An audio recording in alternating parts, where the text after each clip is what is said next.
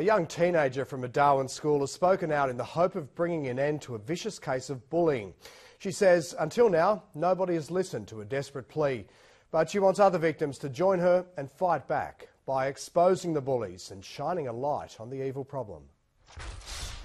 Her day begins in agonising fear and ends in tears. She makes me feel like I'm not accepted at school anymore. I'm terrified to go to school because I'm scared for the things she said. This young girl is just 13 years old and a student at Rosebery Middle School, and it's at this very place she's subject to daily taunts and even threats of violence. She would block the door and get everyone else to laugh at me. She's threatened to bash me and my friends.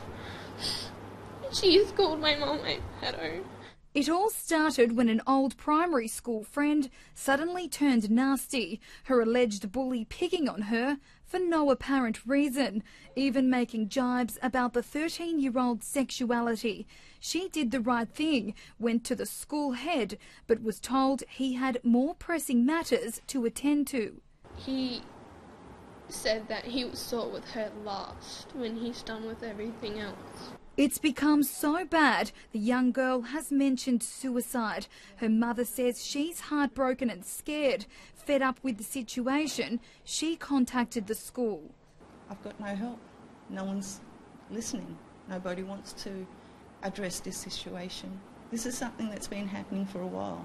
You know, they can't just ignore it and say it's not important. It is important. She's my child. But this isn't the only case of bullying that haunts Rosebery Middle School. Another student subject to an ordeal no one should face. He thought it was funny to taser me. Everyone else laughed. I dropped to my knees, had a seizure and got back up and they were walking off. This girl's mother says the police dealt with the boy while the school wiped their hands of the matter. The Education Department says it doesn't tolerate cases of bullying. Because bullying is usually quite covert. It's not something that's done in front of teachers, and so it is about a whole school working very, very hard, working with parents to identify the bullies. The girl 9 News first spoke to has now launched an anti-bullying website, hoping to curb it altogether. We all want to put an end to it, and a lot of people are so positive about it and they all want to make a stop to it.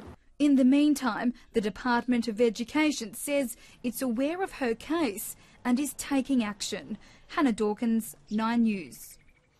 And if you've experienced any instances of bullying, you should seek help. Go to the 9 News Darwin Facebook page, where we have links to organisations which may be of assistance.